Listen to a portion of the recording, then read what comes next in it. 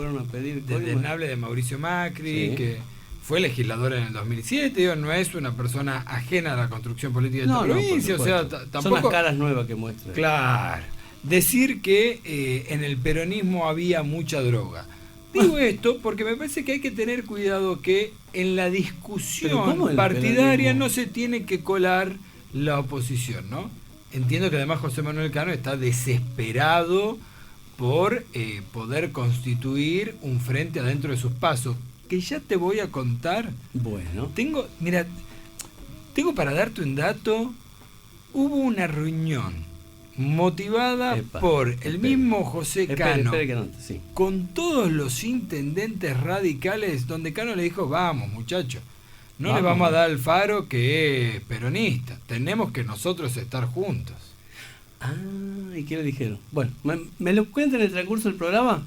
¿Qué viene en este programa? Álvaro Adrián Trejo, primero quiero saludarlo, lo extrañé el jueves pasado. Perdón, Hemos recordado en su ausencia que sigue siendo el director cósmico de esta aventura intergaláctica, lo hicimos con Rodrigo, el que está en los controles. Gracias, Rodrigo. Pero además en la conducción usted lo quiero saludar. Permítame que le estreche una mano. ¿Cómo le da? Puño, puño. Simbólicamente. Claro, abrazo virtual, como dice Zamba. ¿Cómo está usted? ¿Bien? Muy bien, muy contento, con muchísima información, con muchísimas ganas de hablar. Escucha, ¿por qué te vi? El lunes te vi en el hipódromo. Sí. ¿El lunes me vio en el hipódromo? El martes te vi en Fotia. Sí, también. El miércoles te vi en el Sheraton. Sí. ¿Estás en todos lados? Es que yo hago catering. Alquilo la silla, Juan. Usted no sabe, yo soy el que alquila la silla. Me queda del costadito. En el programa de hoy, para todos aquellos que están sintonizando Radio Nacional Mercedes Sosa, muy agradecido de estar en casa, muy agradecido de haber recibido los regalos el jueves pasado. Muchísimas gracias, ¿viste? Radio. Sí, ya me llamó Guido y me dijo, sé que Álvaro no está en este momento en el piso, por favor acercarle el mate, no te lo quedes. Por experiencia. Guido Sebastián Ferreira, director flamante de esta radio, te agradecemos ambos dos el regalo que nos hiciste en el aniversario de Radio Nacional, y por mi parte te quiero decir que llegó el de Álvaro Adrián Trejo a su mano. Es cierto, llegó a mi mano derecha. Bueno, pero se lo di con la izquierda. Claro, es cierto. En este programa vamos a tener invitados. Se comprometió con nosotros el intendente de Banda del Río Salí, don Darío Monteros. Sí. Vamos a hablar de política, ¿no? Porque Generación Política Verde, sí. Todos sabemos. Pero déjame que le pregunte sobre la gestión también, porque mandó una carta de documento muy dura la 25 ¿Usted dice? de mayo. Bueno, le voy a dejar que le pregunte eso. Bien. ¿Qué otros invitados vamos a tener en el día de hoy, Juan Manuel Francobli? Va a hablar con nosotros quien es actual diputado de la provincia, está en una reunión en comisión, nos prometió que si se desocupaba hablaba con nosotros, y suena además para ser el hombre en el Senado de Juan Mansur. Estoy hablando de Pablo Yedlin. ¿Cómo el hombre del Senado de Juan Mansur? ¿Usted está hablando de listas ya? ¿Viste que hay trascendidos? Sí, ¿Te acordás vos de Mortal Kombat? Mortal Kombat, no quiero decir Street Fighter, quiero decir Mortal Kombat. ¿Viste? Porque era como más sangriento Mortal Kombat. Claro. Me imagino de un lado del ring al gallego Ruiz Olivares y del otro lado a Pablo Yedlin. Te lo digo así. No me voy a preguntar quién gana. Después vamos a hablar también, ¿no? Vamos a hablar con Pablo Yedlin a ver qué nos dice. En el dice. Atari, el jueguito ese de boxeo. Ahí me llama la atención, ¿no? Porque vos le preguntás a las segundas líneas directas de Mansur y todos hablan de unidad. Le preguntás a las primeras y segundas líneas del jaldismo y todos hablan de unidad. El único que no está hablando mucho de unidad es el gobernador, ¿no? Ni el gobernador, ni te digo que hay mucho en el entorno que tampoco, ¿no? Ahora sí te quiero dar un dato porque, viste que Jerónimo no habla. Me levantaste de la mesa de un bar. Sí. Esto le vamos a contar a la audiencia, viste que yo estaba ahí con otra gente muy vinculada, esa gente a organizaciones nacionales. Me dijeron que de Buenos Aires van a empezar a llamar buscando apaciguar un poco las aguas tucumanas. Y uno de los mensajes que por ahí podemos llegar a decir que todas estas agrupaciones o partidos representan y son referentes directos a nivel nacional, estuvieron el lunes en el hipódromo acompañando a Juan Mansur, firmando el frente, y el martes el miércoles, perdón. En Fotia. En Fotia firmando. ¿Cómo usted? Claro, pero yo no firmé nada, Juan. Yo fui y bueno, pero le levanté la silla. También hubo una reunión, una fue en el hipódromo, otra fue en Fotia, pero hubo una tercera reunión de la oposición que fue en el Sheraton, y para eso también vamos a hablar con uno de los espadachines, te diría más mediáticos del actual intendente de la capital, además un hombre duro en sus declaraciones. Vamos a hablar con Enrique Romero. Bueno, entonces va a estar Enrique Romero, va a estar Pablo Yeldin y va a estar Darío Montero, todos peronistas, ¿no? Todos peronistas. Todos peronistas, bueno, están... De todos los... Parece que en todos lados funciona el peronismo, ¿no? No funciona la política sin el peronismo. Llegó Daniel Ortiz también. Está Daniel Ortiz en el piso, vamos a hablar un poco de economía, y además de economía vamos a hablar con Luis Naclerio Torres, especialista en política internacional, porque también vamos a decir en la última semana el escándalo internacional en el que está inmersa la Argentina por Argentina. Sí, vamos a decirlo, por el tráfico de armas en el gobierno de Mauricio Macri. Creo que hay que decirlo así. Sí. Creo que es peor en la envergadura que es lo que fue en el menemismo el tráfico entre Croacia, claro, ¿te acuerdas que era Croacia, Ecuador en ese momento, con Perú interviniendo? Bueno, creo que esto es peor. Hasta acá la justificación del macrismo es que ellos tenían 3 pistolas para tirar 70.000 cartuchos. Vamos a ver. Indy, ¿por qué la decisión de mandar armas? Desde ahí ya vamos mal, pero bueno, lo vamos a hablar más adelante. En medio de un golpe de Estado.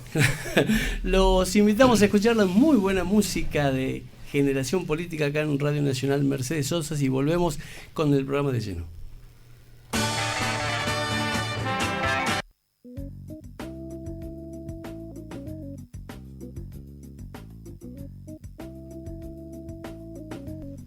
Podés comunicarte con Generación Política al 3815-51-8408. 3815-51-8408.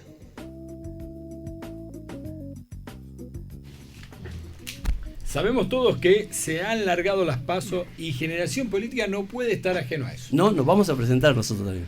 Entonces, vamos primero a explicar en qué situación estamos. Bien. Sabemos todos que en el año 2007 empezó a madurar la idea dentro del kirchnerismo de, para ordenar provincia de Buenos Aires, que modificar el sistema de internas. Claro. ¿No? Las viejas internas partidarias se modificaron.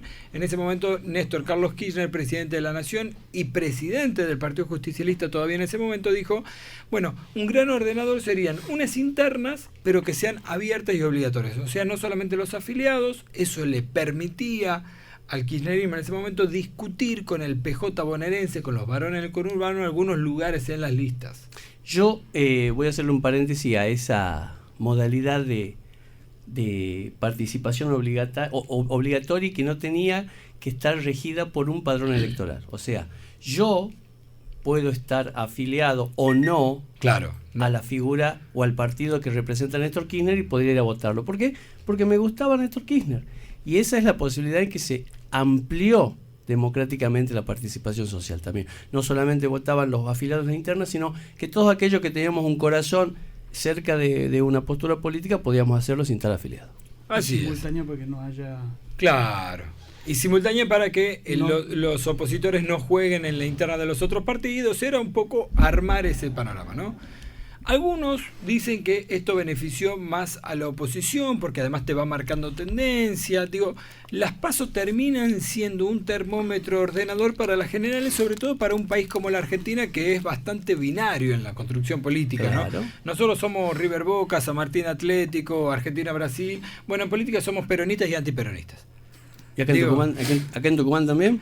Y acá en Tucumán, y ahí te voy a pasar la pelota a vos. Bueno. Pero ¿cómo termina armándose las PASO? Bueno, hoy lo que se discute en las PASO es estas internas, permitir que no sea una lista cerrada, o sea, vos no votás en la interna solamente la lista cerrada y eso va a las generales, sino vos permitís que haya entre las listas en contiendas en esta especie de interna partidaria que se vayan colando.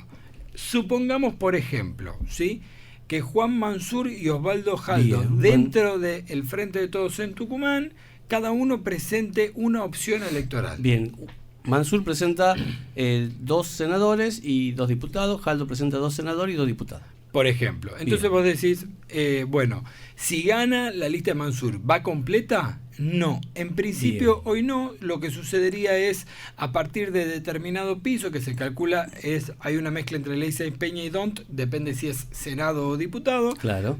Lo que se hace es cruzar. Entonces vos decís, che, bueno, entonces un senador va a poner Daniel Ortiz, el otro lo voy a poner yo, y en diputado hacemos un Dont entre los 3. Entonces el primero es de Daniel, el segundo es mío, el tercero es de Álvaro, claro. El cuarto es de Daniel. Eso nos da la posibilidad entonces de nosotros vislumbrar que hay 2 alternativas para que el jaldismo cuele algún candidato, con un arreglo electoral previo o si no, mediante las pasos. Todo esto es lo que se está discutiendo. Lo mismo sucede en la oposición, ¿no? Epa. José Manuel Cano empezó a hablar rápidamente con sus intendentes después que lo vio a Mariano Campero, Roberto Sánchez y Salazar muy cercanos a Alfaro. Y dijo, muchachos, la UCR tiene que conducir el frente opositor, no vayan a jugar con Alfaro porque es peronista. De alguna manera José Cano también abre una interna dentro de Cambiemos muy fuerte, ¿no? Es una cosa muy parecida a lo que sucede a nivel nacional y ahí está la discusión. Ahora lo curioso, y acá ya me corro del micrófono, es que si vos te fijas, el timing político lo está marcando el peronismo yo creo que en toda la historia argentina, porque la historia argentina es desde Juan Domingo Perón es peronismo, antiperonismo, pero ahora en Tucumán es más claro, ¿no? Sí. Porque en el oficialismo y en la oposición, el peronismo. Está tan atravesada la historia política tucumana en estos momentos por el peronismo que es imposible no girar hacia ningún sector y no ver referentes que se autoproclaman peronistas. Si empezamos a hacer un pequeño orejeo así de los naipes, ¿ves cómo fue el truco? Claro. Sale Juan Mansur y dice, yo soy peronista, yo soy presidente del Partido Justicialista y todos mis compañeros lo son. Seguís con la segunda carta y empieza a aparecer Osvaldo Jaldo, ¿no? Y Osvaldo Jaldo dice, yo soy peronista, estoy afiliado del 83, qué sé yo, y dice, sigo con la tercera carta, porque yo juego al truco con 3 cartas.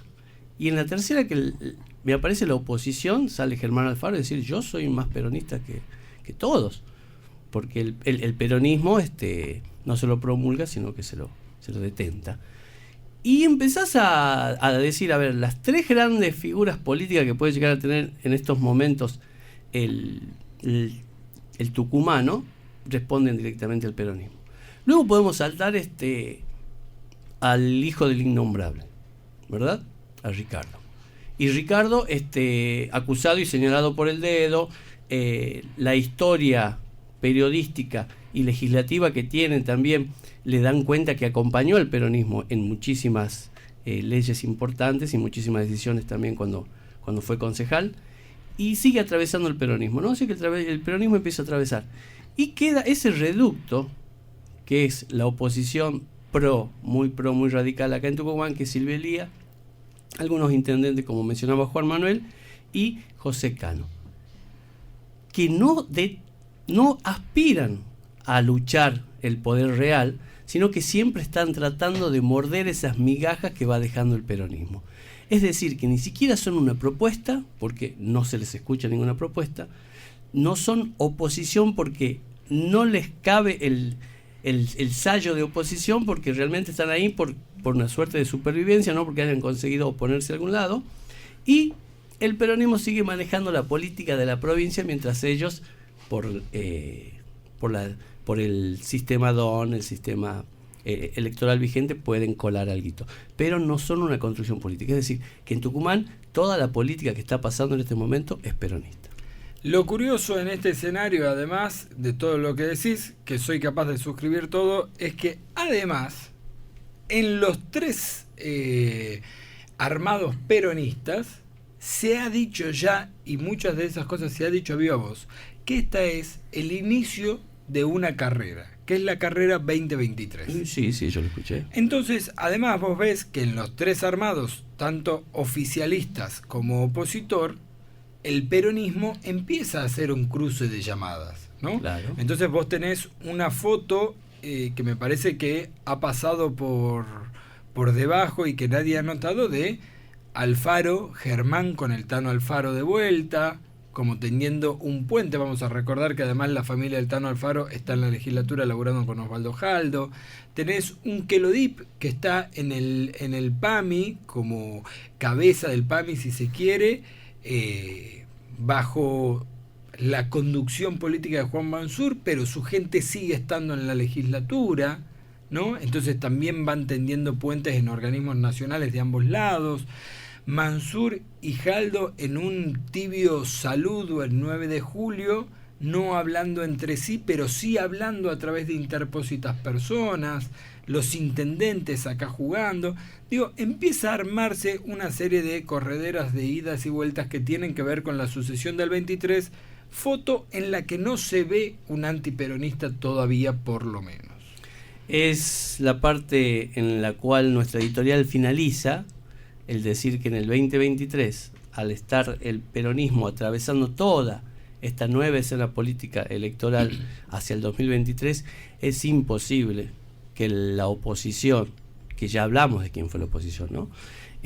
Pueda llegar a construir en 2 años o en menos de 2 años un candidato, ¿no? Le cuesta a algunos sectores del peronismo construir un candidato, pero bueno, imagínense en aquellos que están rapiñando algún cargo. Medio imposible que el peronismo vaya a tener competidores en el 2023 que estén a la altura de poder ser oposición realmente. Y seguimos en esto que es Generación Política, porque hoy tenemos un programón, porque para hablar de esto vamos a hablar directamente con los protagonistas de todo esto que está sucediendo en Tucumán. Pero le vamos a dedicar un pasaje a la Argentina, sobre todo después del escándalo internacional en el que nos ha dejado inmerso Mauricio Macri traficando armas para un golpe de Estado en Bolivia. Vamos un poco a la música, estamos en la 98.7 en Generación Política de 16 a 18 horas y volvemos para hablar de economía con mi amigo personal, Daniel Alfredo Ortiz. Ufa. Del amor estamos hablando, por amor estamos haciendo, por amor se está hasta matando, para por amor seguir trabajando.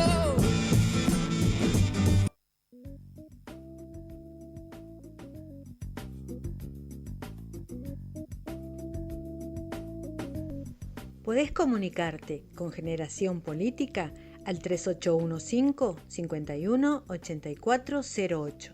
3815-518408. Daniel Ortiz, quiero contarle que el teléfono está explotando de preguntas, sugerencias, reclamos, saludos a los invitados, ¿no? Que vamos a tener, ya vamos a... Escucha, pero además me está llegando de todo, ¿no? Dale, a favor de todos, en contra de todos. Digo, qué buen nombre para un partido, ¿no? ¿a favor de todos? Y en contra de todos. Por ahí no se ve quién le pegamos. Daniel Ortiz, bienvenido a Generación Política. ¿Cómo dice que le va? ¿Cómo andan mis queridos amigos de Generación Política? Tanto tiempo. Para todos los que nos sintonizan por primera vez, le queremos presentar a Daniel Ortiz, que es nuestro columnista económico, que siempre trae temas importantes. Hoy nos va a traer un tema que yo no le había pedido, pero bueno, lo vamos a respetar igual. Así es, hay que ser rebelde, ¿no? Es cierto, claro. Es cierto. Sea la última vez. Sí, bueno, vamos a tratar un poco, vamos a contarle un poco a la audiencia algunas cuestiones en la cual hace poquito llegó nuestro ministro de Economía de la Nación, sí. Regresó de lo que fue la reunión del G20, digamos, de ministros de economías del G20. ¿Puedo preguntar cómo regresó vestido? Bueno, ese es otro tema. Me refería a la altura de los pantalones. Bueno, pero volvió con foto. Ah, sí, volvió con foto. Sí. Mirá que la buscó mucho tiempo la foto, Guzmán. Consiguió una foto, sí, que si por él hubiera sido, la recortaba, ¿no? ¿Con quién fue la foto? En la foto habían 3 personas, me estoy metiendo, perdóneme. Sí. Está bien, es la idea. Estaba Guzmán. Sí, bien. Estaba la máxima autoridad femenina, ella, del Tesoro de los Estados Unidos, que era muy importante esa foto, porque vamos a recordar que Estados Unidos tiene el poder de veto en el Fondo Monetario Internacional. Muy bien. Pero si usted corre un poquito la mirada, hay otra persona ahí en la foto. ¿Sí? Sergio Massa. Que es otro norteamericano, que es el tipo que le habilita la guita que le da el fondo a Mauricio Macri cuando Trump quería derechizar Latinoamérica. Sí, así es. Pero bueno, la foto está. La foto está, que era lo que se buscaba. Y bueno, pero más allá de la foto, digamos, un poco en estas reuniones, que es lo que se estaba charlando, un poco tiene que ver con el famoso arreglo, que ustedes escuchan mucho, cuándo vamos a arreglar con el Fondo Monetario, escuchan en todos los medios de comunicación, y bueno, y el arreglo con el fondo, para cuándo va a ser, y todo eso, ¿no? Sí. Bueno, se viene avanzando un poco sobre esas cuestiones. Un poco lo que se trata de hacer es hasta septiembre, más o menos, lo que se quiere llegar es a un acuerdo hasta septiembre. ¿Por qué hasta septiembre? Porque entre septiembre y diciembre hay una serie de vencimientos que tiene la Argentina, que son aproximadamente 4.500 millones de dólares. Entonces la idea es llegar al acuerdo, digamos, antes de esos vencimientos para estar un poquito más holgado. Déjame, ¿no?, que te pregunte dos cosas. Hubo un vencimiento hace no mucho. Sí. Que la Argentina no lo pagó en su totalidad, sino pagó una parte. Claro. Así es. Que se imputa intereses. Así es. Ahora, se venía hablando de que el acuerdo iba a llegar después de las elecciones, o sea que se lo podía patear hasta el año que viene.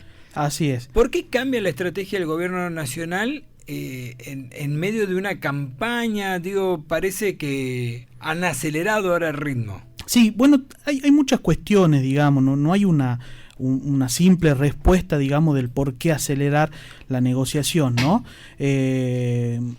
Una de los tantos cuestiones tiene que ver con que el Fondo Monetario también va a habilitar una línea de créditos post pandemia que tiene que ver para reactivar un poco lo que es las economías a nivel global. Las economías en todo el mundo han quedado muy golpeadas, entonces el Fondo Monetario va a lanzar una línea de crédito que tiene que ver con eso. Ese es uno de los tantos motivos, como decía, son varios. Ahora, para que esta negociación avance y se dé, no solamente tenés que hacer este recorrido que viene haciendo Guzmán con algunos jefes de Estado que votan en el Fondo Monetario Internacional, sino tiene que llegar lo mejor posible. Tal cual, que un poco es lo que se está buscando. Lo que se está buscando es de llegar a un acuerdo que realmente sea pagable y que no sea, digamos, usurario, como vienen siendo los últimos acuerdos que se hicieron con el Fondo Monetario, ¿no? Independientemente de ser usurarios, fueron totalmente ilegales, si lo tomamos entre comillas. Claro. Era inviable que a nosotros nos presten la cantidad de dinero que se le prestó al presidente Mauricio Macri. Se le prestó una pandemia. Se le prestó una pandemia, tal cual. Y por eso yo creo que tenían que reverse algunas cosas del mismo acuerdo. Ahora, en el camino, déjame que te pregunte, así como vos hablás con algunos jefes de Estado, con el de Portugal, hablaste con la Merkel, videollamada, te sacaste la foto con la mina del Tesoro norteamericano, después hay otra parte con la que tenés que charlar, que es la banca internacional. Tal cual. Por ejemplo, las calificadoras. Y que viene un poco por ahí el por qué también el apuro con cerrar con el Fondo Monetario y todo lo demás, ¿no? Tiene que ver con un poco también ir liberando otros fondos. Uh-huh. Bien.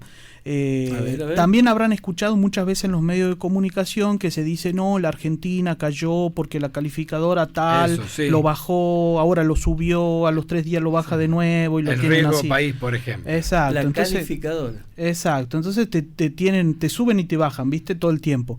Y un poco lo que queríamos traer el día de hoy tiene que ver con eso, ¿no? Con las famosas calificadoras. ¿Y qué son un poco las calificadoras? Las calificadoras primero son empresas privadas, consultoras privadas, que lo que hacen es calificar un activo, decir, bueno, este bono que emite tal gobierno o tal empresa tiene un riesgo X. Claro. Entonces lo van calificando desde la D hasta la AAA, que la AAA es lo mejor. La AAA. Así Paso, bueno, gracias. y casualmente para los fondos, digamos, la AAA es lo mejor. Así que... bueno. Sí, no es casual que para la derecha la AAA sea lo mejor, ¿no? Pero digo, estas calificadoras que son empresas privadas, yo quiero pasar en limpio esto para que todo el mundo entienda y para ver si yo estoy entendiendo bien. una empresa privada que juega en el mercado internacional, que además tiene sus intereses en ese mercado, le dice al mundo, che, este bono que largó la Argentina es cobrable, no es cobrable, la Argentina es solvente, no es solvente, eso te modifica la tasa y la forma de negociación. Tal cual. Exacto. No tan solo eso, sino que si vos querés conseguir, los principales fondos de inversión, ¿dónde están? En Estados Unidos. Sí. Y en Estados Unidos hay una ley que dice que todos los activos de este tipo, todos los bonos, tienen que estar previamente calificados por una calificadora de riesgo, ¿bien? Estas calificadoras que supuestamente, ¿qué es lo que hace? ¿Cuál es el rol y la función de la calificadora? Dar un informe técnico, claro, objetivo, entre muchas comillas, porque no son nada objetivo. Entonces, supuestamente estas calificadoras lo que tendrían que hacer es dar ese informe técnico y decir, este bono ¿tiene respaldo o no tiene respaldo? Claro. Y en función de ese análisis objetivo, supuestamente, entre muchas comillas, que hace estas empresas privadas, los mercados o los inversores se vuelcan a comprar o no esos activos, claro, que en este caso, cuando hablamos de estos activos, hablamos de estos bonos, y cuando hablamos de estos bonos, básicamente hablamos de financiación de estados o de financiación de empresas. Serían como los influencers de la economía mundial. Exacto, tal cual. Bien. Yo quiero tomar un ejemplo. La Argentina hoy tiene un riesgo país, según la consultora que lo elabora, porque el riesgo país es un índice de una consultora, de 1.593 puntos. Este es el riesgo país hoy de la Argentina, esto de hace unos minutitos atrás. Ahora, la consultora que hace riesgo país es JP Morgan. Así es. Quien fuese empleado hasta hace poco de JP Morgan... Marquitos. Prat Gay, perdón. Sí. Prat Gay, o sea...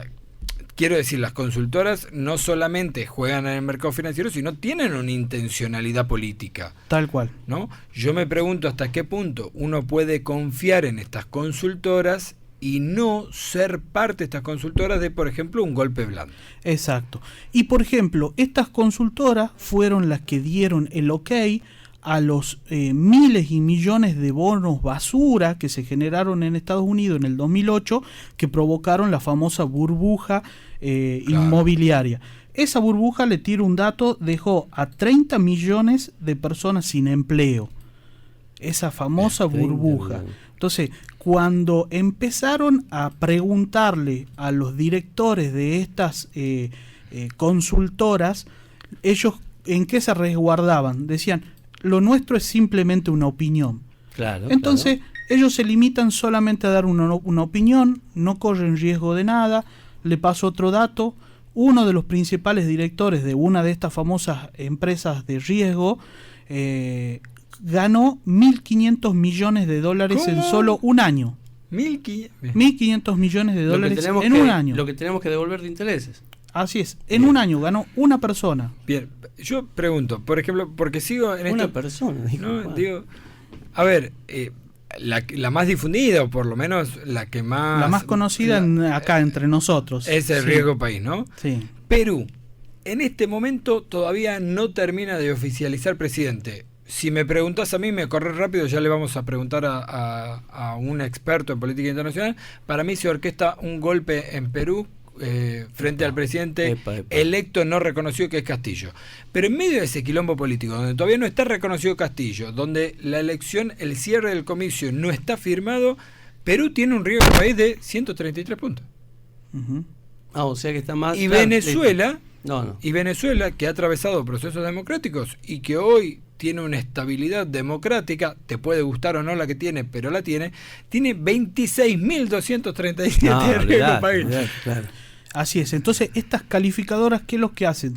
Terminan definiendo hacia dónde el dinero del mundo va a terminar yendo, hacia qué país.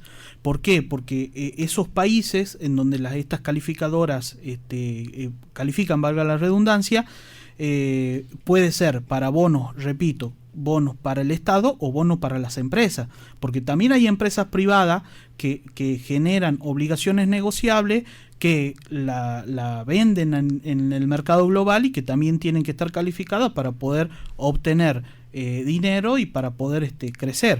Entonces, esa es la importancia, digamos, de cerrar el acuerdo con el Fondo Monetario Internacional, pero que también nos lleva a una reflexión de decir, o sea, creo que los ministros de Economía del G20 y el mundo tienen que estar planteándose por qué 3 o 4 empresas terminan definiendo hacia dónde se va el dinero del mundo, claro, y cómo se financia y a qué tasa se financia.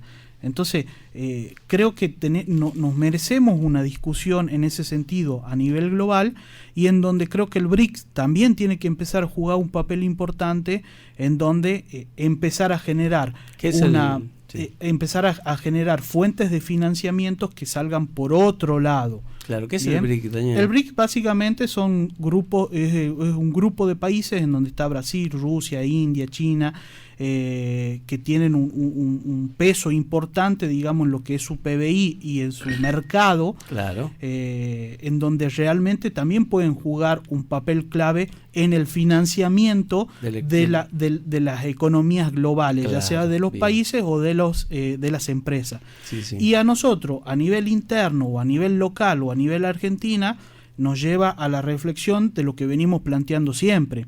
Realmente necesitamos fortalecer las economías de las pymes, necesitamos tener pymes sólidas con capacidad de exportación, claro, porque si estamos permanentemente dependiendo que vengan los dineros de afuera, y vamos a depender siempre de una calificadora que nos baje el pulgar o que nos sube el pulgar, y en función de eso está nuestra suerte. Entonces, es importante consolidar las empresas pymes, como lo decimos en cada una de nuestras columnas, el mercado interno, tener un mercado interno fuerte y generar empresas pymes con la oportunidad de exportar.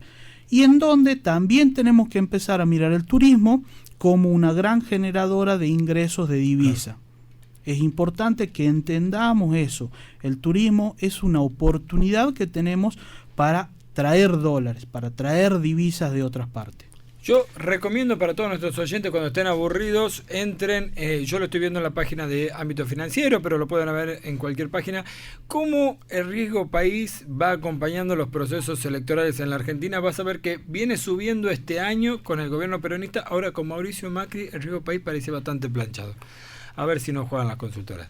Vamos a un poquito de música, ya seguimos en esto que es Generación Política. Vamos a hablar un poco de política internacional, ¿no? Y el próximo jueves Daniel Ortiz va a estar con nosotros nuevamente y nos va a hablar del Bitcoin, de la gran inversión que yo realicé en la criptomoneda. Sí. Acá se va a llamar de otra forma, ya le vamos a contar luego, ¿no?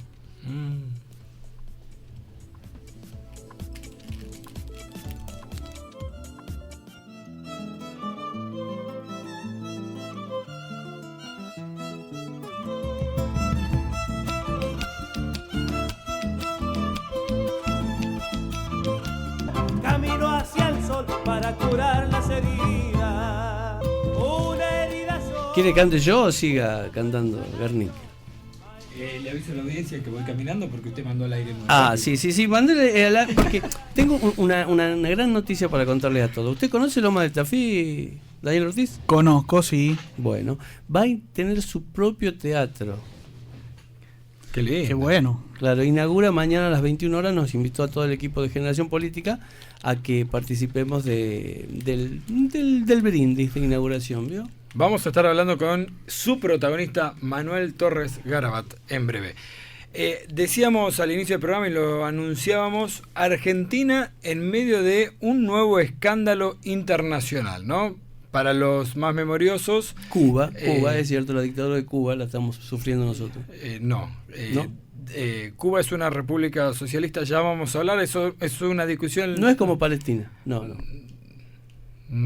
Los cubanos son más los palestinos... Son mapuches también. Son buenos porque se dejan pegar, esas cosas. Sí, no, pero digo, Argentina está en la etapa de la política internacional por el envío de armamento en el marco del golpe de Estado en Bolivia, y hay muchas repercusiones. Ha salido poco en los medios locales, pero ha sido de gran trascendencia internacional. ¿Se acuerda en la época de Menem el tráfico de armas de Croacia a Ecuador? Claro. Bueno, sí. Una cosa parecida. Pero vamos a hablar con alguien que sabe bastante más que nosotros del tema, es experto en política internacional y en geopolítica. además es docente universitario acá en Tucumán.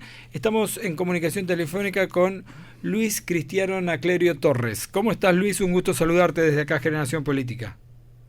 ¿Qué tal? Buenas tardes, el gusto es mío. El placer de escucharte, Luis. Ya hemos hablado en otra oportunidad, te agradecemos esta comunicación telefónica. Contanos un poco qué análisis haces y qué ves de este nuevo conflicto internacional en el que está imbuida la Argentina por el tráfico de armas o por el presunto tráfico de armas durante la presidencia de Mauricio Macri en el marco del golpe de Estado en Bolivia. Bien, mira, yo creo que no solamente el caso de Bolivia, lo que está sucediendo en Cuba, lo que viene sucediendo también en Chile, me parece que hay una serie de situaciones en América Latina que lo podemos ver en clave de aprendizaje regional, ¿no? Desde una perspectiva que contribuya de una manera pedagógica con los proyectos de autonomía, de defensa de la soberanía nacional, de la integración regional. Bien. Que está tan bastardeada, que está en un momento bastante crítico en la región por diferentes razones, incluso en ese contexto de pandemia también ha aflorado enormemente como estamos muy desarticulados y como la articulación regional, una propuesta consistente de articulación regional es necesaria para hacer frente a situaciones como la que estamos pasando en este momento. Y particularmente el caso de Bolivia me parece que es emblemático en el sentido de que pone de manifiesto la articulación política, ¿no?, que hace bastante se viene denunciando, que existían en el sentido de apoyo al golpe, es decir, no fue solamente una acción de apoyo político, de avalar lo que estaba sucediendo en términos políticos, pero también hubo ahí un soporte logístico considerable para la consumación del golpe de Estado. Ahora, Luis, me da la sensación, por lo que vos mismo decís, que hay un sector de la derecha internacional con, me parece, una clara injerencia de lo que nosotros vulgarmente decimos la embajada, por un lado, frente a los procesos que buscan autonomía o frente a los procesos más progresistas, pero no se ve todavía articulada la respuesta, como en algún momento fue con el gobierno quizás de Lula da Silva en Brasil, de Néstor Kirchner en Argentina, parece, ¿no? Porque así como Argentina mandó armas y tuvo injerencia en el golpe de Estado, también no ayudó en otros procesos el mismo Brasil de Bolsonaro, la misma Colombia, Chile, Uruguay, ¿no? Me parece como que la derecha actúa en bloque, pero la respuesta no está siendo en bloque. Sí, me parece que hay diferentes lecturas ahí que se puede ver, hay diferentes situaciones, diferentes contextos, ¿no? También los gobiernos de derecha tienen matices, tienen diferencias, también tienen intereses, se articulan de formas distintas. De todas formas, yo creo que de manera general, si uno lo presta atención, y con el caso de Cuba me parece que también eso es muy emblemático, hay como una forma muy caricaturesca como se representa esta situación por parte de los medios hegemónicos, ¿no? Y eso hace que se corra los elementos importantes para poner la atención, las dinámicas de los procesos sociales, económicos que están sucediendo en cada uno de esos países, los puntos de articulación, los intereses económicos que van más allá del espacio nacional y que se van articulando desde la región. Hay una serie de aspectos que no se analizan con una debida atención porque suele verse como una pieza de propaganda por parte del imperio, por parte de los poderes fácticos del imperialismo, que lo que les interesa, justamente el caso, por ejemplo, de Cuba. Es indicar, estructurar dentro de una determinada visión propagandística que es caricaturesca en realidad, claro, ¿no? Porque Cuba uno lo mira y dice, no puede ser serio que se discuta el caso de Cuba o la situación de Cuba sin hacer énfasis a la situación del bloqueo. Claro. El bloqueo, que hay consenso en Naciones Unidas acerca de violación de los derechos, de derecho internacional, violación de los derechos humanos. Entonces, no se lo puede. Fíjate que tampoco los que normalmente dicen, bueno, pero todo se coloca a culpa del bloqueo. Aún estos sectores, ¿no? Que dicen todo es culpa del bloqueo, todo se dice que la cuestión del bloqueo, no van al hueso, al meollo de la cuestión. Es que tampoco condeno el bloqueo, ¿no? Entonces, claro, nadie más lo defiende porque es insostenible la cuestión del bloqueo. Hola, Luis, Hola Luis, ¿cómo estás? Álvaro Trejo te saluda. Sí. Te cuento un dato, ¿no? El junio pasado la ONU votó a favor o en contra del bloqueo. 184 votos fueron en contra del bloqueo y solamente 2 positivos. ¿Sabe de quién? De Estados Unidos y de Israel. Exactamente. Entonces hay un consenso internacional acerca del bloqueo, claro, ¿no? Entonces no es una cuestión de un dato menor. Es decir, no se puede observar la situación de Cuba sin atentar para la situación del bloqueo. Entonces creo que hay como una visión muy propagandística por parte de estos sectores que ya no son ni más ideológicas en cierto sentido, ¿no? Es una propaganda pura, es decir, muchos análisis internacionales que uno lo lee repiten mensajes publicitarios, ¿no?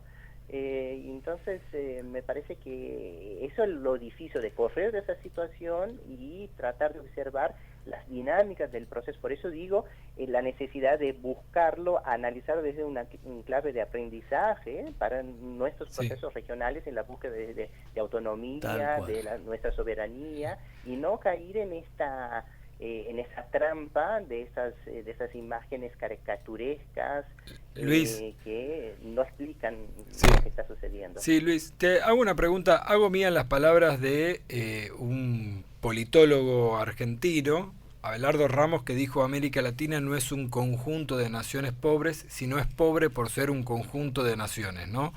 Y lo traigo a colación porque también creo que en esto que vos decís, que hay que empezar a articular una serie de respuestas a la situación de estelar del continente, de nuestra patria grande, como en algún momento se intentó.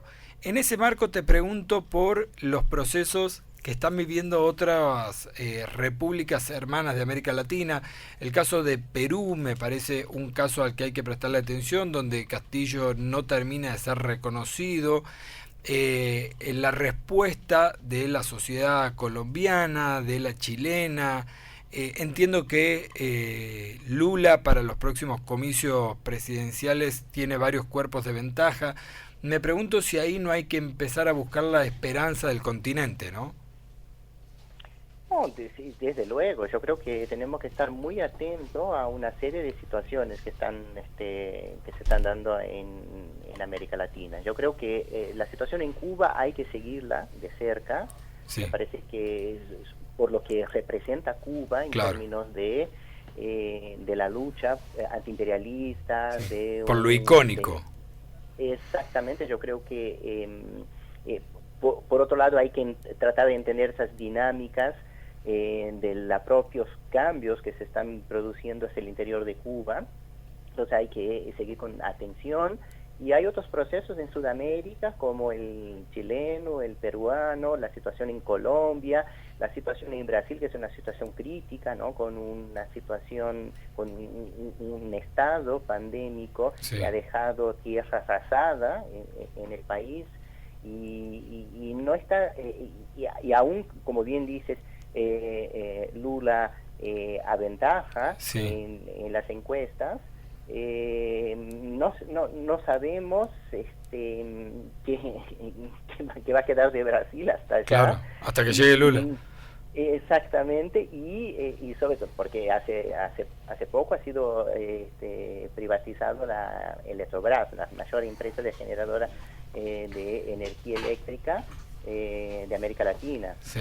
Entonces, Petrobras se usó una estructura de privatización por pedazos de la empresa, que también está en una situación calamitosa. Entonces hay una serie de situaciones que en este momento es dramática en América Latina, pero hay algunos puntos sí que pueden ser el punto de articulación, de seguimiento y, como digo, de aprendizaje, a ver cómo se organiza desde los movimientos que defienden una postura más autonómica de la región, más soberana, y me parece que la situación de la pandemia pone sobre la mesa el aspecto de la soberanía y sus diferentes dimensiones.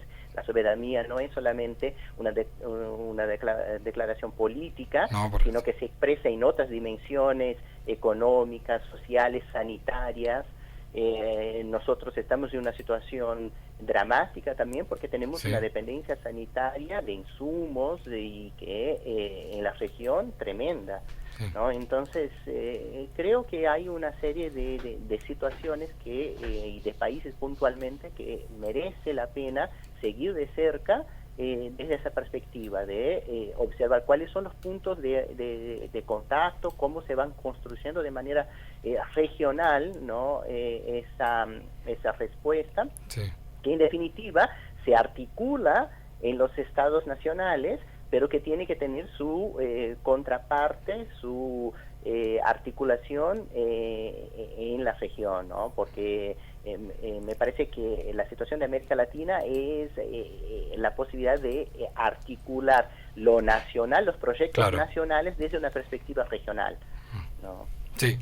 Luis, vamos a seguir atentos. Creo que das en la tecla cuando decís que hay que seguir el caso de Cuba por lo icónico, sobre todo además porque ese espacio de la patria grande donde uno tiene un corazoncito muy especial, también hay que verlo a la par de los vecinos. Me parece que lo que ha sucedido en Haití en las últimas semanas también reviste gravedad. Yo no me imagino que sean hechos aislados.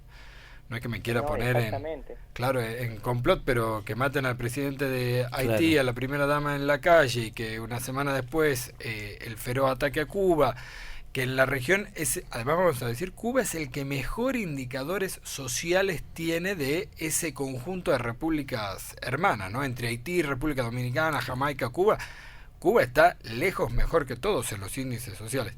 Bueno, Luis, muchas gracias por esta comunicación telefónica. Por favor, te pido que podamos volver a hablar en próximos programas para poder seguir esto atentamente. Desde luego, estoy a disposición de ustedes. Un abrazo grande. Muchísimas gracias, Luis. Sí, imposible no pensar la geopolítica cuando queremos analizar la realidad de cada país. Como bien decías vos, Juan, vino Macri, vino Bolsonaro, empezaron a aparecer las derechas en Chile, en Colombia. No es casual. Y nosotros acá de Generación Política nos estábamos dando cuenta de que la respuesta también tiene que ser regional. Y para eso tienen que haber actores que, no sé si repitan la misma historia, pero que vean con la misma impronta que tuvo Cristina Kirchner. Yo me pregunto... Que Alberto no la tiene. Me pregunto y te pregunto, ¿no? Las calificadoras de riesgo ponen en un brete a la Argentina en medio de la negociación de la deuda para condicionar esa negociación, que es lo que hablábamos con Daniel, ¿no? Vemos que en nuestros países hermanos hay una articulación de la derecha que llega a un golpe militar en Bolivia, que además Bolivia tenía todos los índices que pide la ortodoxia económica, los tenía bien. Tenía superávit fiscal, superávit comercial. Tenía doble aguinaldo. Tenía todo.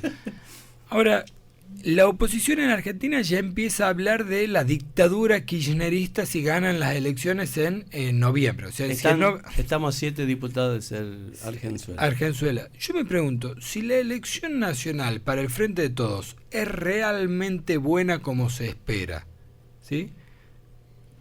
¿Puede esperar la Argentina un golpe de la derecha? Sí, es muy probable. Nos están golpeando, Juan, ¿no? En el próximo bloque, Darío Monteros, con Generación Política, nos va a comentar qué está pasando. Me acaba de mandar una información, bueno, ya le vamos a consultar a él en persona de qué se trata, ¿no? Rodrigo, ¿qué te parece si vamos a escuchar un poquito de este loco tercer mundo que nos tocó vivir y volvemos en Generación Política?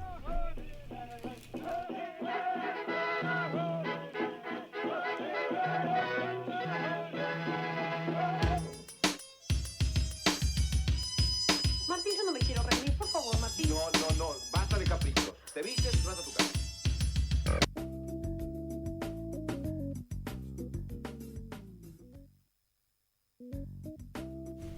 Nos acaba de llegar una información, pero a ver, si yo le digo fresca no la tiene nadie, es porque no la tiene nadie, ¿no? Contame. 17.6 está firmada esta nota. 17.6, a ver. Sí, hace 10 minutos, no la tiene nadie. Dígame. Le cuento. ¿Le cuento? Sí, dígame. Se reunió parte de mesa de la conducción del peronismo verdadero, que me están llegando unos mensajes, ¿no? Y se definió seguir trabajando para presentarse como una lista en las pasos de este próximo septiembre, ¿no? Por supuesto, siempre dentro del espacio del Frente de Todos. Regino Amado comentó que hoy encuentran diferencias en forma de entender y sentir el peronismo, que hoy hemos perdido esta sensibilidad que nos hacía estar siempre cerca de la gente y ser la primera fuente de solución para las necesidades de los tucumanos. Darío Monteros dijo que queremos volver a nuestras bases, estar más cerca de los tucumanos, fortalecer a nuestros dirigentes para que se ocupen del día a día y que las necesidades de los tucumanos sean resueltas por los dirigentes de nuestro partido, como siempre funcionó y solucionó el peronismo en nuestra provincia.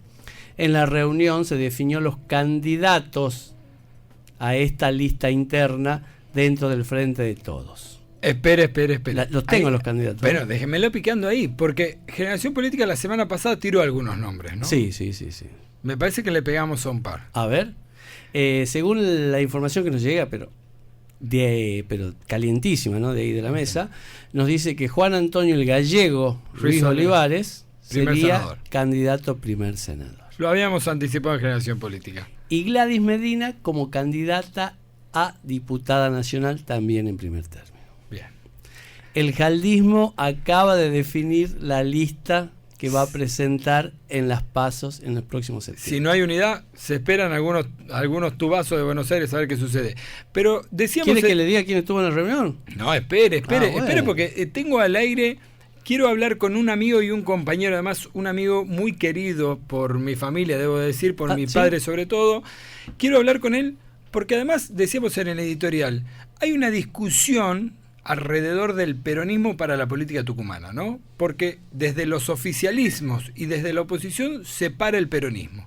También en la oposición, Germán Alfaro encabeza un armado que dijo, Beatriz Ávila es nuestra candidata a senadora y no la bajamos. Digo, ahí parecería estar la discusión, ¿no? Ruiz Olivares, Pablo Yedlin, según los trascendidos, y Beatriz Ávila. Pero sobre todo, sobrevolando el peronismo o el autoproclamado peronismo. Y para eso vamos a hablar con un dirigente muy importante peronista, reconocido en la provincia. Enrique Romero está al aire con Generación Política. Compañero querido, ¿cómo está usted? Un gusto escucharlo, muchas gracias por la entrevista, ¿no?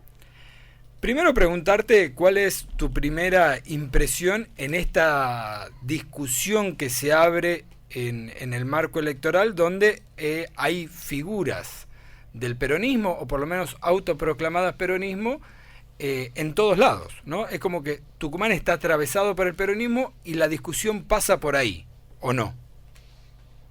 Bueno, no te olvides que en la elección cuando se lo elige finalmente a Néstor Kirchner, digamos, hubieron 4 candidatos a presidente del Partido Justicialista. Así es. Y estaba Carlos Menem, estaba Néstor Kirchner, estaba Rodríguez Sá y estaba el compañero de allá del sur, que ya ha fallecido, no me acuerdo cómo se llamaba en este momento, 4 candidatos a presidentes. De esos 4 candidatos a presidentes, los primeros 3 lugares los ocupó el Partido Justicialista y recién el cuarto quedó quinto, ¿no? Sí. En ese marco, sí. En ese marco, hoy Tucumán, a ver, tengo que ser crítico, me parece que recién ahora se acuerdan de dirimir posiciones entre lo que se llama el jaldismo y el mansurismo hoy, digamos, porque cuando escuchaba recién lo que decía Darío Montero y Regina Amado, bueno, en realidad debo decir que el Partido Justicialista lleva como 16 años con las puertas cerradas. Cuando digo con las puertas cerradas, digo con un Congreso que no delibera, con un Congreso provincial que no delibera, con un Consejo Provincial que no dice absolutamente nada, con juntas departamentales que no funcionan, y que ha dejado de ser un movimiento nacional y se ha convertido estrictamente en un partido liberal más, digamos, que está a la espera de una elección para poder participar. Esto hizo que hubieran muchos disidentes que se fueran yendo, digamos, ni nos quedamos ni nos fuimos, pero no estamos en esa estructura, ¿no? Claro. Enrique Álvaro Trejo le habla. ¿Cómo está? Buenas tardes. Sí, Álvaro. Nosotros en la editorial hablábamos de las PASO, ¿no? Que las PASO nos daba la posibilidad de ser coherentes con nuestro corazón sin estar afiliado a algún partido político. ¿Mucho peronismo lo está acompañando a usted y a Germán dentro del espacio que hoy están militando? Sí. Además empezaron a volcarse muchos compañeros del interior, ya sabiendo de que hay quienes aspiramos a que Germán sea un futuro candidato a gobernador.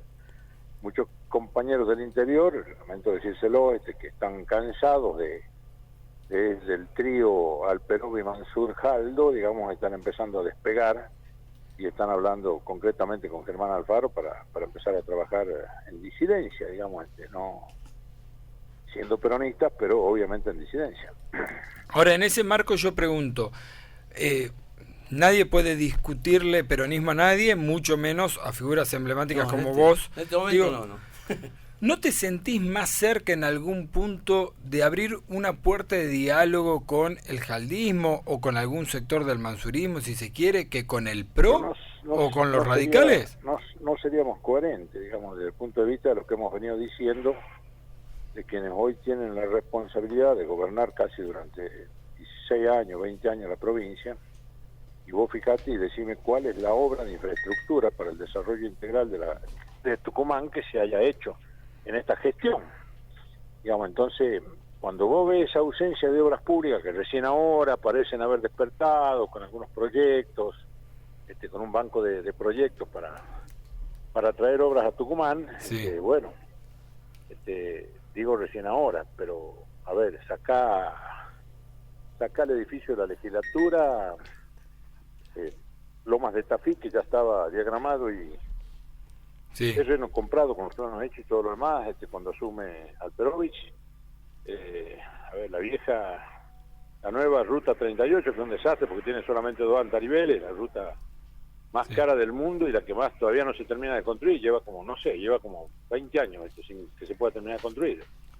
Ahora, no se han hecho los diques, no se hizo el camino a Gualenchay, no se hizo salida a San Francisco. Bueno, a ver, vuelvo a repetir, obras para el desarrollo integral no la han habido, pero siempre esperamos en el marco pero tampoco tampoco cambiemos desde la Nación, lo propuso en el gobierno pasado, donde integra el PRO y la UCR. Pero yo no soy Cambiemos, digamos, además hemos sido críticos en el ámbito de transporte de Dietrich. Para mí ha sido una papa verde, digamos, un boludo que no sirve ni pañoqui. ¿Entendés? Y mucho menos con Netflix, con Mauricio Netflix, Macri, claro.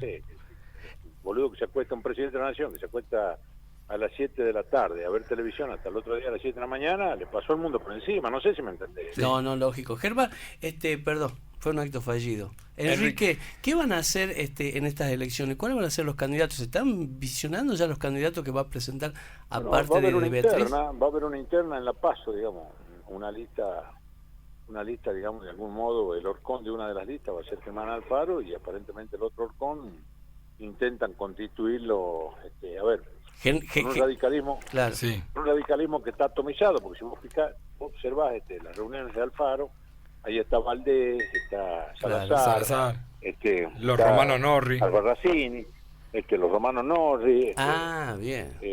¿me entendés? Aviñones. Del otro lado está Silvia Elía de Pérez y José Cano, y del otro lado está Campero con Sánchez, digamos. Sí. Entonces, durante el fin de semana, límite, cuando vos me preguntabas si nos sentíamos cómodos, el límite era obviamente Bussi, ¿no? Sí. El fin de semana José Manuel Cano estuvo llamando insistentemente a los otros intendentes de Cambiemos, a los intendentes radicales, tanto a Campero como a Sánchez y Salazar, diciendo: muchachos, tenemos que el radicalismo ir juntos y no tenemos que dejar que Germán Alfaro se lleve todo en las PASO. ¿Vos ves una posibilidad de que el PJS enfrente a la estructura radical en unas PASO, o crees que el radicalismo va a terminar cediendo a una propuesta de unidad que ha dado el intendente? Nosotros, a ver, si ellos no acuerdan, a ver, la unidad no implica uniformidad, ¿cierto? Ni para las vertientes de Jaldo y Mansur, ni para la vertiente de Alfaro, Cano, Silvia Pérez o Sánchez y Campero, ¿no? Sí. No, digamos, que haya uniformidad no es bueno, digamos, ¿no? Es bueno que haya unidad en la concepción de ejes o de ideas para el desarrollo integral de la provincia. Esto es lo que hay que plantearse, digo, desde la política, digamos, si es que uno realmente se aprecia de político. Entonces, en ese marco, en ese contexto, hay que ver cómo se va dando. Si ellos quieren enfrentar, y bueno, veremos cómo termina esa pelea. Sí te puedo decir que hay una determinación de impulsar a Beatriz Ávila, sí, también peronista, digamos, como candidata a senadora nacional. Después hay que ver qué se acuerda con los otros espacios en cuanto a la conformación de diputados nacionales y de senadores nacionales, digamos. Entonces, perfecto. Lo que tratamos de evitar es de que el oficialismo definitivamente se termine partiendo en dos, estoy hablando del oficialismo gobernante. Sí. Como yo digo, que los Pimpinela terminen peleándose en el teatro, digamos, pero en realidad cantan juntos y salgan divididos. Yo te voy a hacer un análisis numérico. A ver. El justicialismo sacó en la última elección 525.000 votos. Sí. Entonces, si hoy una de estas fuerzas, si salieran divididos y una de estas fuerzas sacara 300.000 y la otra sacara 200.000, suponete, o 225.000 votos, esto implicaría que desde la estructura de Juntos por Tucumán o Juntos por el Cambio, como se van a llamar, sí, desde esta oposición, pueden pegar el tendría batacazo, que sacar arriba de 225.000 votos, porque si no lo sacara, los tres senadores que se distribuyen por sistema Ley Sainz Peña, dos para el que gana y uno para el que sale segundo, y los 4 diputados nacionales que se juegan en el territorio de la provincia de Tucumán, sí, por sistema DON, quedarían en manos del oficialismo gobernante. ¿Está claro? Pero a nivel nacional, Beatriz Ávila, actual diputada con mandato, viene cerca, por lo menos, de Sergio Massa, ¿no? Digo, a nivel local se plantea en una oposición más dura, pero a nivel nacional ha sido parte del bloque de Puerta, del mendocino Puerta. Me la imagino en el Senado dialogando. Siempre tenés que tener en cuenta que el justicialismo, como animal político, es el único animal que no se suicida. Es cierto. Los elefantes se suicidan, las ballenas encallan en las playas. Los radicales sí tienen un estigma de suicidarse, que se lleva Lenin. Entonces, muchachos, han pegado un tiro, ¿viste? Pero el justicialismo se va a mimetizar, digamos, pero no se va a suicidar. Porque en política no hay ni amigos ni enemigos permanentes, hay intereses permanentes. Entonces, uno preguntaba al lado de Jaldo, y mira, siempre hubieron tendencias a una afinidad entre Jaldo y Alfaro. Siempre hubo una tendencia en esa dirección. Ahora, cuando Jaldo saca los pies del plato con aquella elección del defensor del pueblo, y dice, perdió Alfaro, lo potenció Alfaro como candidato a gobernador, no sé si me entendés, con la sola frase, digamos. Primero porque Alfaro no jugó ese partido, dijo ni mansurita ni jaldista, se quedó en el medio, mantiene un diálogo institucional con el gobernador, lo mantiene ese diálogo institucional, solamente institucional, y ha sido muy claro que en caso de que haya la posibilidad de una reforma de la Constitución, se lo ha dicho personalmente al gobernador, él no va a estar en ese juego, y ha confesado públicamente que no le interesa, en caso de que hubiera reelección o reforma de la Constitución, ser nuevamente intendente. ¿Qué más ha dicho? Digo, para que lo entendamos cómo está pensando. Estoy cansado de ser oposición, quiero ser gobierno. Y sí. ¿Se vio en algún momento, Germán, cerca de Jaldo para armar una futura fórmula en el 23? ¿Se pensó en algún momento eso? No, a ver, te vuelvo a repetir, en política no hay ni amigo ni enemigo permanente, hay intereses permanentes. Clarísimo. Hay que ver cómo se va conformando esto de cara. No te olvides que el peronismo ha hecho, a ver, en vida de peón, alianzas que parecían estrafalarias, como cuando se arregló con el conservadurismo popular y se hizo la fórmula Cámpora Solano Lima. Claro, no, sí, por supuesto. ¿Me entendés lo que te digo? Por eso cuando te digo que el peronismo no se suicida y se mimetiza, se va adaptando a estos esquemas, se va moviendo, y bueno, yo sí creo que hay una pérdida de valor en el justicialismo, pero bueno, tal vez de esta crisis salga un proceso de autocrítica y bueno, podamos reestructurar en algún momento el partido justicialista tal cual fue. Si vos me preguntás si yo prefiero este edificio moderno o la vieja casona que tenía el pozo de agua trucho ese en el medio, me quedo con la vieja casona, con este edificio nuevo. Compañero querido, déjeme que le haga la última pregunta, que estamos por entrar a la tanda de noticias, pero no quiero cortar sin hacerle esta última pregunta. ¿Se imagina camino al 23 aspirando Germán Alfaro a ser el próximo gobernador, o por lo menos estando en la fórmula de gobernador vice sin el PJ? Ya lo dije oportunamente, yo no trabajo para que Alfaro sea candidato a gobernador, trabajo para que Alfaro sea el gobernador en el 23. ¿Y se imagina sin el PJ ahora, ese camino? Ahora, a ver, si se va con el PJ, si se hace el PJ, digamos, es una alternativa. No te olvides que su partido hoy es Partido de la Justicia Social. Sí. Motivo por el cual diferencias ideológicas, digamos, no las hay, digamos, pueden haber discusiones respecto a los valores o a las coyunturas, pero diferencias ideológicas no las hay, digamos. Obviamente que tiene hoy, para mí, no tiene una frontera mental que le impida hacer acuerdos, digamos, con fuerzas de la oposición, atento a que desde adentro no se ha podido modificar la política, y entonces decidimos salir por afuera para ver si desde afuera logramos recuperar o transformar o modificar o en algún futuro unificar un criterio único para que el justicialismo vuelva a ser lo que alguna vez fue, digamos, un movimiento social con contenido político, y deje de ser estructuralmente solamente un partido político, un partido liberal más, que solamente se enfrenta en las elecciones, donde Perón es un recuerdo que les da voto, pero que en el fondo, digamos, no lo llevan en su corazón, ¿me entendés? Perón tenía una frase magistral, él decía que tenía un perro que se llamaba León, que él lo llamaba y le decía, León, vení, y el perro venía, pero el perro sabía que no era un león, ¿me entendés? Que era un perro. Y acá hay muchos compañeros, que vos le decís compañeros, y ellos se dan vuelta, pero ellos saben que no son compañeros, ¿me entendés lo que te digo?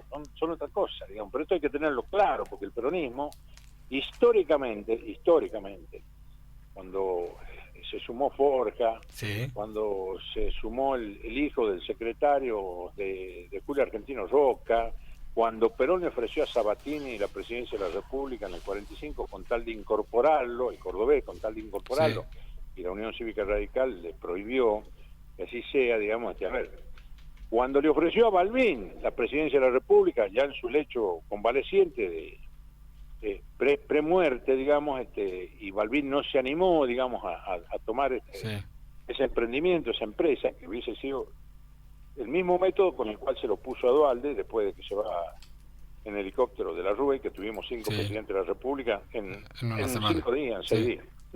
¿Me entendés lo que te digo? Entonces, en ese aspecto, digamos, acordar, digamos, política, se puede acordar política. Ahora, cuando hay tanta disidencia en cuanto a la concepción, digamos, y vos decís, che, me lo quieren traer a Bussi, que es más peligroso que un alacrán con alas, un Rasputín de cabotaje, como le digo yo, y después le he dicho achilata de pollo. Entonces vos decís, che, la lista, claro, porque no existe. Entonces, y después tiene una lista donde todos los que están en la lista, en los consejos deliberantes, en el Consejo Deliberante de la Capital y en la legislatura, o son amigos que han jugado a la pelota con él, sí, o son secretarios, o son parientes, pero no son militantes republicanos, ¿está claro? Y yo no descalifico al electorado republicano, sino que digo, este muchacho tiene una doble moral política. Entonces, mientras habla de los gastos de la política, se ha mandado 80 viajes al exterior, ¿me entendés? Tiene tantos empleados como tienen todos los legisladores, como tenían todos los concejales. Entonces, mientras él decía, no me incumbe si Cortalesi es narcotraficante o progeneta, lo votaba. Y él después, esa doble moral política hace que sea imposible acordar con este cristiano, ¿me entendés lo que te digo? ¿No? Enrique Romero, muchísimas gracias por haber estado acá en Radio Nacional en Generación Política. Muy amable de su parte. A vuestra disposición, muchísimas gracias a ustedes por la entrevista. Un abrazo. Hasta luego. Rodrigo, ¿qué tantas cosas que dijo? ¿No? Mirá cómo tengo archivo ahora, Dije ¿no? que habló, que estaba muy cerquita. Además de todas las definiciones políticas, me quiero quedar con una frase anecdótica que no la había escuchado antes, que es la chilata de pollo. ¿La chilata de pollo qué es? Porque no existe. Así listo, bien. Bueno, Juan Manuel Francobri está, el intendente Darío Montero, o sea, en 2 minutitos vamos a coordinar un poquito esto que es Generación Política y seguimos con esta hermosa tarde de política.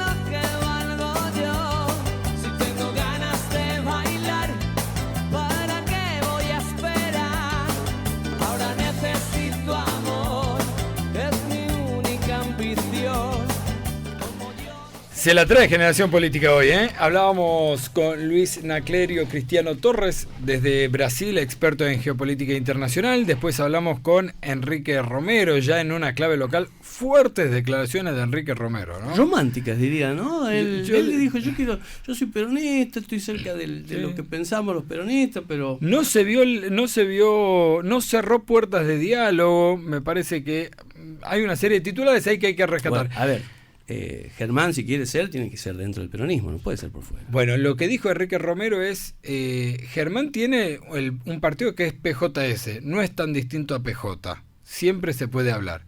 Y también dejó una puerta abierta con el vicegobernador Osvaldo Jaldo. Hace pocos minutos Generación Política tiene una primicia en la cual se reunió la gente del peronismo verdadero, la línea que apoya al vicegobernador Jaldo, y propusieron los nombres de la lista que van a enfrentar o no en las PASOs. Generación Política hace una semana había tirado la posibilidad de que encabezara para el Senado el gallego Ruiz Olivares y para diputado Gladys Medina, ¿sí? Pero además de eso hay un armado. Creo que en esto Osvaldo Jaldo, cuando estuvo arriba del escenario en Fotia, lo dijo. Acá hay un conjunto de compañeros, ¿no? Compañeros y compañeras. Bueno, entre ellos algunos intendentes. Es cierto, y para eso estamos comunicados con Darío Montero para que nos ratifique o nos rectifique esta decisión y estos nombres en la lista. Darío, muy buenas tardes y bienvenido a Generación Política acá en Radio Nacional Mercedes Sosa. Sí, buenas tardes al programa Generación Política, buenas tardes a toda la audiencia de Radio Nacional. Bueno, escuchándolo, sí, es verdad, nobleza obliga que tengo que ratificar efectuar lo que este grupo de comando, sí, si se quiere, electoral del peronismo verdadero hemos decidido, ya de proponer a Paso como candidato a diputado nacional a la compañera Gladys Medina, actual diputada nacional, y al compañero Gallego de Olivares como candidato a senador, actual legislador y presidente de la Comisión de Hacienda y Presupuesto. Bueno, dos referentes que no hay duda que conocemos lo que vino haciendo la compañera Gladys Medina en el Congreso, trabajando verticalmente en pos siempre de las decisiones que ha tomado el gobierno de la provincia, el gobierno de la nación, en el Congreso de la Nación. O sea que hay una compañera con su actuación intachable como diputada.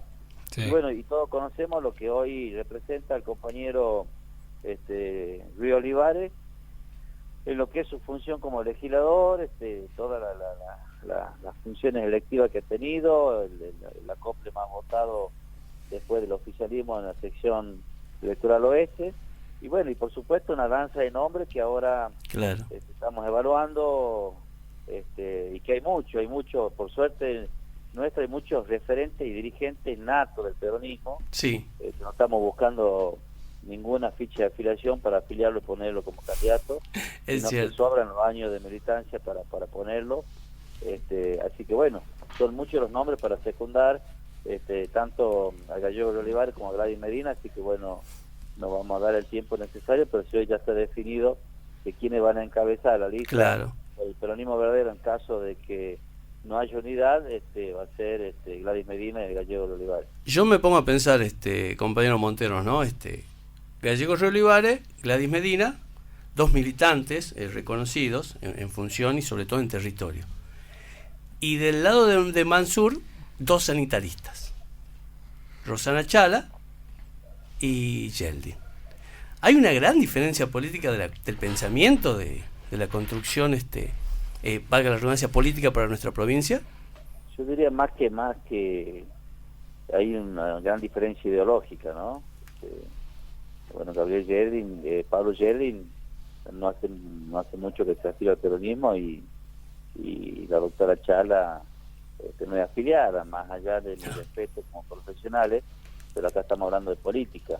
Sí. Y estamos hablando de hombres y mujeres que tienen que conocer ideológicamente qué es lo que están representando, y ideológicamente tienen que conocer, cuando digo deben conocer qué es lo que el peronismo, cuáles son los derechos que tienen que defender desde una mirada del peronismo.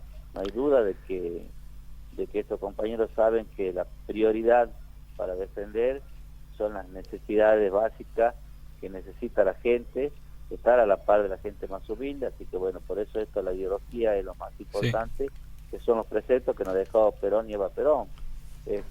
Compañero querido, bueno, yo creo que hay una gran diferencia ideológica entre los dos candidatos, que bueno, yo creo que esto va a primar de alguna manera en la reflexión del gobernador, si él considera que debe haber unidad, es el que tiene que tomar la decisión.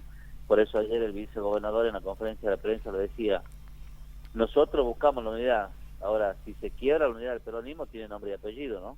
Ahora yo sobre eso quiero preguntarle, primero recordarle a toda la audiencia, seguimos en Radio Nacional 98.7, en Generación Política estamos hablando con el intendente Banda de Río Salí, Darío Monteros, de los intendentes que está en el frente de todos, el más importante del Gran San Miguel de Tucumán. Vamos a recordar porque el otro intendente de peso sería Germán Alfaro, que está en Cambiemos. Recién hablamos con Enrique Romero.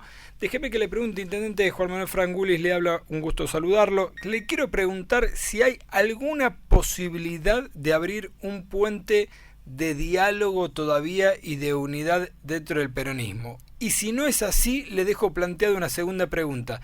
¿Cómo se imagina el trabajo electoral después de las PASO si se va armando este rompecabezas entre una y otra lista? Digo, entre mansurismo y jaldismo.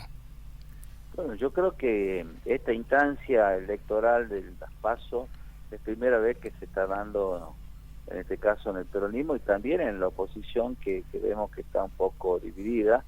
Sí. Así que no hay duda que creo que le hace bien a la democracia porque hay una serie de ofertas, en el buen sentido, oferta electoral que va a tener el ciudadano, el que va a ir a emitir el voto, no tan solo el afiliado a cada partido, sino el independiente, ¿no? Sí. Entonces, nosotros estamos muy convencidos que el afiliado peronista y el independiente, bueno, naturalmente se va a volcar si es que nos toca dirimir con la lista del gobernador Juan Mansur, en este caso con los candidatos que ya por lo menos tenemos 2 definidos, que no hay duda de que va a ser una gran sorpresa a los otros candidatos que vamos a poner detrás de ellos cuando ya se lo pueda anunciar, ¿no? Ah, muy bien.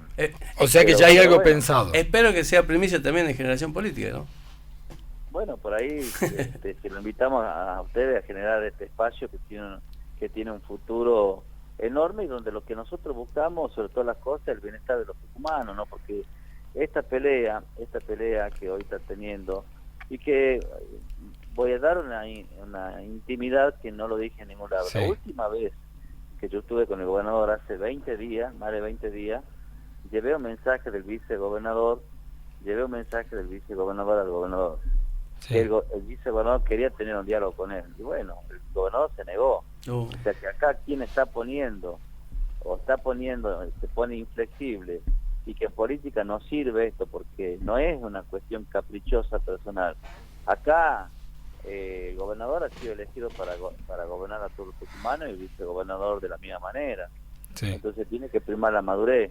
Y estos gestos no le hacen bien porque detrás de los caprichos de cada uno ponemos en riesgo muchas materias pendientes que tiene la sociedad tucumana. Nosotros hoy, por estar en esta pelea o esta diferencia o esta grieta entre el gobernador y el vicegobernador, créanme que se han descuidado muchas situaciones en los tucumanos. Se han descuidado el tema de inseguridad, se ha descuidado el tema social, sobre todas las cosas. Sí. Y ahí le quiero preguntar... La economía, sí, los sueldos que no le alcanzan a los empleados de la administración pública. Bueno, se han descuidado muchas materias por esta pelea. Y ahí déjeme que le pregunte sobre su relación con el gobernador, porque en los últimos días ha trascendido que el municipio de Banda de Río Salí anotaba en debe y haber en relación con la provincia una deuda que la provincia tiene con el municipio de cerca de 100 millones de pesos.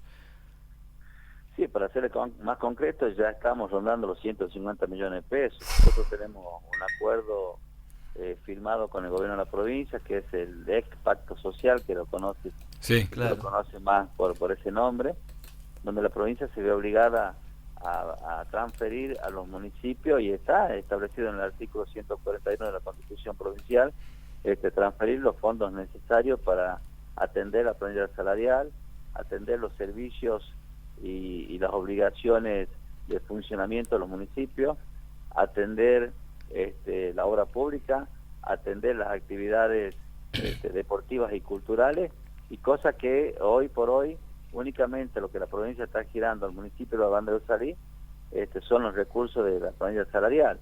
Y yo sorpresa cuando lo escucho a nuestro ministro del Interior, sí, cuando la vez pasada dice de que bueno, que a la Banda de Salí, al Derete, no se le transferían esos fondos que nosotros reclamábamos porque habíamos conseguido obra a nivel nacional. Y yo la verdad que me sorprende la palabra de Miguel Acevedo, un hombre que viene hace más de 30 años ligado a la provincia. Este es su segundo mandato como ministro, porque no nos olvidemos que también fue ministro de General Bussi en el periodo 95-99, así que bueno, hay que ver también qué filiación partidaria tiene. Y bueno, la verdad que me sorprende porque es un contador y que no sepa distinguir cuáles son los fondos nacionales y cuáles son los fondos provinciales. La verdad que, o no sé si lo ha hecho de una manera para desatender este espacio que tenemos nosotros, o lo hizo porque bueno, cree que está subestimándonos los tucumanos, de decir de esta manera para que la quieramos entender de la manera que la ha expresado, ¿no? Y le pregunto, hace no mucho fue el gobernador a Banda de Río Salí, que entiendo yo que inauguró un cajero en Banda de Río Salí. Pregunto, ahí no hubo una instancia de diálogo, no se pudieron plantear la posibilidad de un acuerdo de unidad y además de viabilidad de la gobernabilidad, en este caso del municipio de La Banda.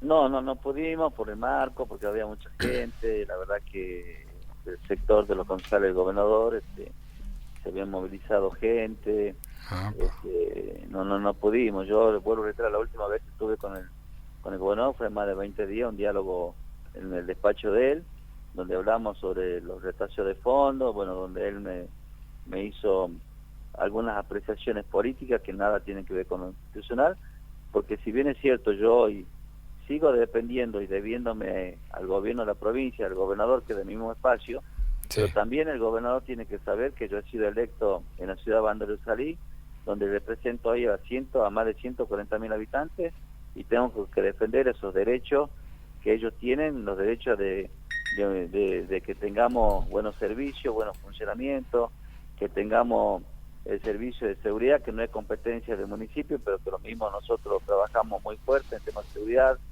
que trabajemos muy fuerte en el tema de salud pública municipal, que no es una obligación directa del municipio, sino de la provincia, pero nosotros tenemos una policlínica que atiende las 24 horas, que tengamos que atender la educación. Nosotros tenemos un establecimiento educacional municipal donde tenemos matriculado más de 1.300 alumnos, y el municipio le paga desde el representante legal, pasando por el director y directora de la escuela, pasando por los docentes, portero, conserje, y todo lo que significa la estructura del municipio la pagan con el erario del municipio. O sea que la provincia no nos viene aportando esos recursos, y nosotros seguimos pagándolo, cuando la educación es una obligación de la provincia de brindar a todos los tucumanos, y nosotros cuando somos parte de esta provincia. Pero sin embargo, nosotros en estas tres áreas que son dependientes de la provincia, como es lo que es la seguridad, salud y educación, lo mismo venimos trabajándola. Es cierto. Muchísimas gracias, Darío Montero, por estos breves minutos acá en Generación Política. Se los agradecemos porque sabemos de su agenda política tan atareada, y muchísimas gracias por compartir la información con nosotros. Bueno, la verdad que para mí es un gusto estar en la audiencia de Radio Nacional, felicitar a todo el equipo de ustedes por llevar la comunicación a la gran audiencia que tiene esta Radio Nacional, y que no hay duda que llega a cada rincón de la provincia. Así que felicidades y saludos a todos los tucumanos. Muchísimas gracias. Así pasaba Darío Monteros, intendente de como dijo Juan Manuel, ¿no? Una de las ciudades más importantes que tiene. Hasta me hace calor ya en el estudio. ¿Te hace calor? No, qué programa, Tete, qué programa. Che, Rodrigo, poneme un poco de música, cortiname algo porque no doy más, ¿eh? ¿Cuánto titular hoy?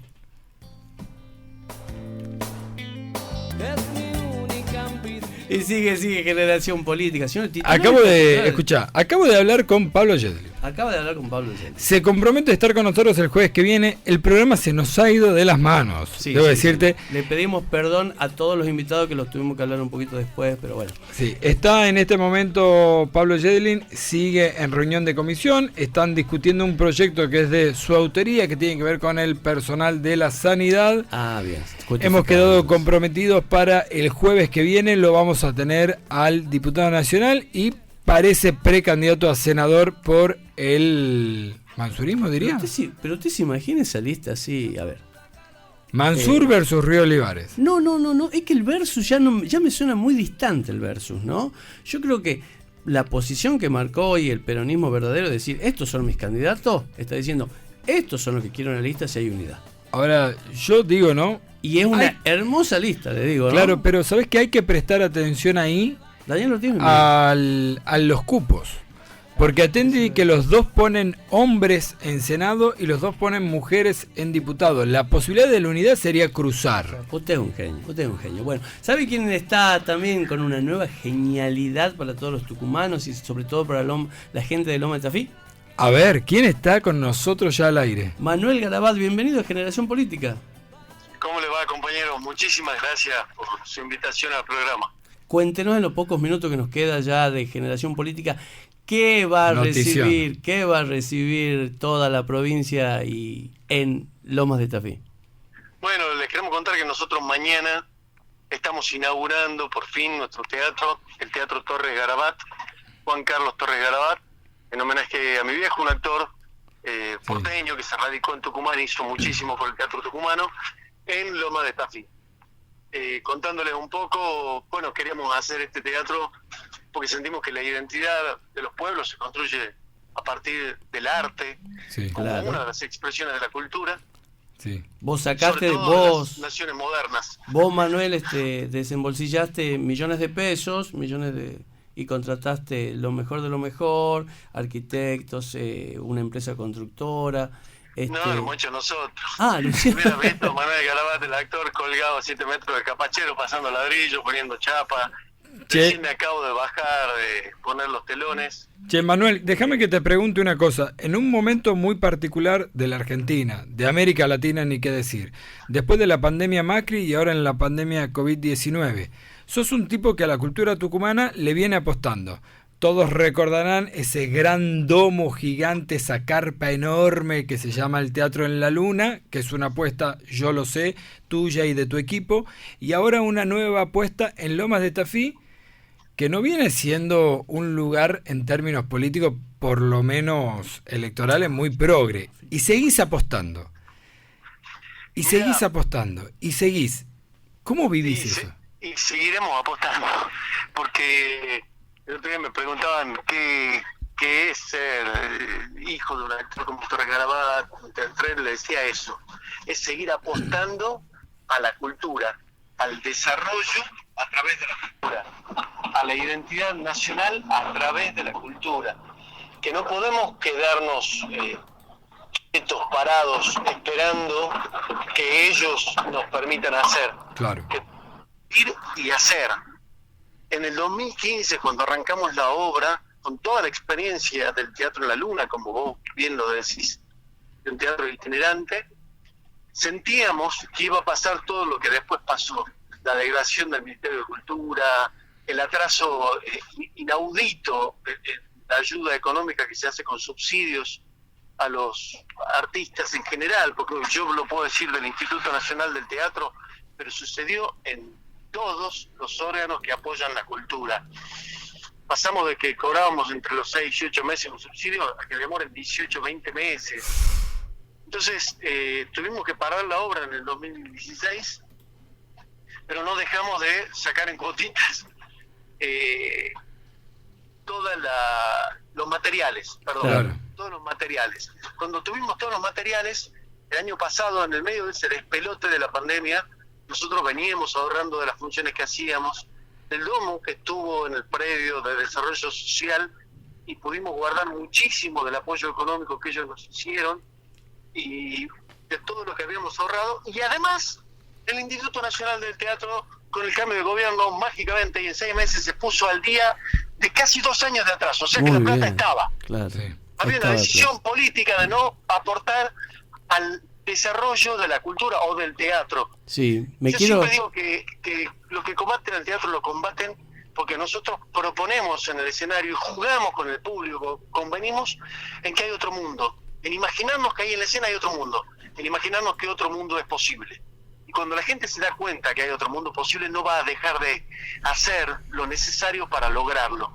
Por eso los gobiernos de derecha atentan inicialmente contra el teatro y después contra la cultura en general, el arte y la cultura en general. Por eso se generó eso, y por eso un cambio rotundo. Calculen que el presupuesto del Instituto Nacional del Teatro, que se da del impuesto que pagan por las pautas publicitarias, se duplicó en un año. El Ministerio de Cultura puso un presupuesto entero más para poder sostener esa actividad teatral independiente que estaba frenada y parada. La plata estaba...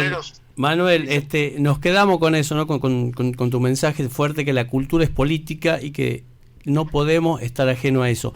Independientemente de eso, ¿cómo se contacta a la gente para saber dónde queda el teatro, cuándo van a estar las obras? El teatro se llama Teatro Torres Garabat, lo buscas en Google Maps así, Teatro Torres Garabat, como el Garabato, pero sin la O y con B corta. Bien. Y si no, lo buscas en las redes sociales, el Teatro en la Luna es el grupo. Hemos decidido no abrir una red social específica para el teatro y sostener todo desde el grupo. El Teatro en la Luna. Perfecto, el Teatro en la Luna la buscamos en las redes sociales. Nos esperamos mañana a las 5 de la tarde, la primera obra para niños. Qué y a bello. las 7 hacemos un pequeño acto de inauguración y a las 9 con los amigos. Lo dividimos en 3 por esta pandemia y porque, bueno, las localidades están acotadas al 30%. Claro. Entonces vamos a recibir 30 personas por... Manuel, rapidito te pregunto, mañana 5 de la tarde, función e inauguración para niños. El Circo al Revés de los Tucos, un grupo de teatro tucumano. Bien. El sábado a las 5 de la tarde hay otra obra de títeres para niños. Y el domingo está el Quirilobo con otra obra de teatro a las 5 de la tarde para niños. Bueno, muchísimas gracias, compañero. Muchísima mierda para este viernes. Esperamos que puedan estar. Sí, estaremos. Es para la comunidad, es toda. Y creemos que en Loma de Tafí hay un gran desarrollo potencial y hay que pescar fuera de la pecera. Bueno, muchísimas gracias. Así pasó Juan Manuel. Interesantísima la propuesta, ¿no? Además que política, cultural. Para mí en Tucumán es uno de los tipos más novedosos en las propuestas que hace y además se para en el lugar que se tiene que parar. Che, un fuerte abrazo para él, muchos éxitos el fin de semana, todos al Teatro Juan Carlos Torres Garabat y de acá forever. Se acabó Generación Política, Juan Manuel Frangoli. Viste que al final me apuré, ¿no? Sí, al final se apuró. Rodrigo, muchísimas gracias por hacernos el aguante todos los jueves. Muchísimas gracias. Algún día tendrá más mermelada de Juan Serra. Y bueno, le agradecemos a Guido por darnos este espacio acá en Radio Nacional. Daniel Ortiz, que está acá. Un placer y un honor haber compartido esta mesa con ustedes dos. Álvaro Delantejo, hasta luego a toda la audiencia. Qué programón, y el jueves que viene está comprometido Pablo Jedlin para estar con nosotros hablando y ya vamos a estar cerca del cierre de listas.